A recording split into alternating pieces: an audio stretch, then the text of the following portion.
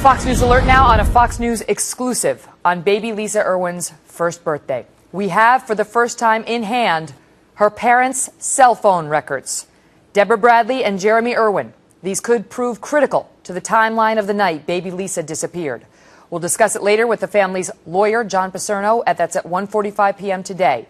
But first, private investigator Bill Stanton, who is working for the benefactor who has posted the reward in this case and has said all along his client is the truth and has seen the phone records, is with me now. Bill, welcome back. Thank you. All right, so these have proven, it's all about these phone records in part. And whether any outgoing phone calls were made, the parents said the phones were restricted on October 3rd. The baby was taken overnight from the 3rd to the 4th. What have you seen? Well, this, as you said, this is so critical. There's a term called redlining, and that means you cannot make outgoing calls, but you can receive incoming calls. So sometime in the early afternoon, I'm not going to give the specific time, that line, both Jeremy's and Deborah's, were redlined. They could not make outgoing calls. Now, that's not to say attempts could not be made.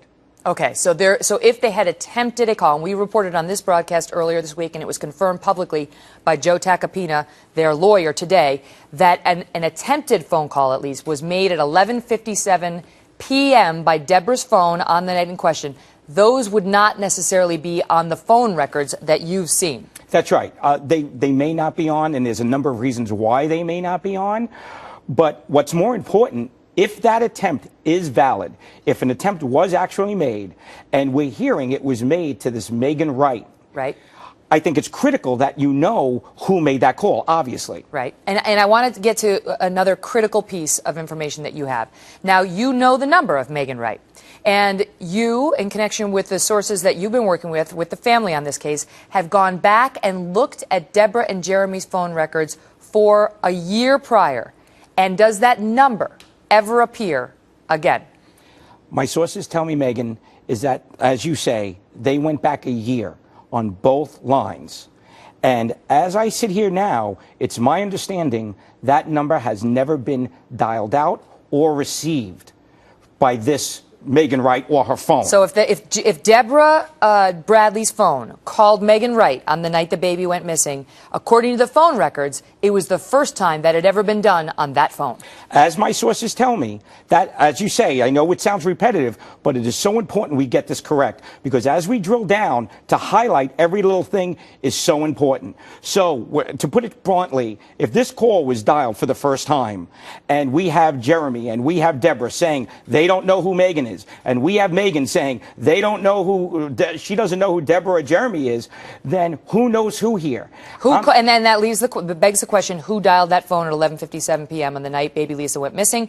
One of the theories that you've been pursuing is, was it this homeless guy, Jersey, who is picked up by the police on other charges? They say they've moved on from him, but they won't say they've cleared him.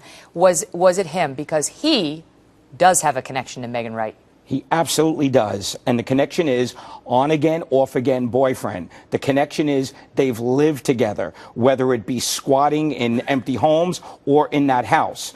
And I'm not only looking at him, I'm looking at the people around wMegyn Wright, the people, this commune gang type, group that's living in that house. She said that the phone was out, but now others are saying that she never lost possession of the phone.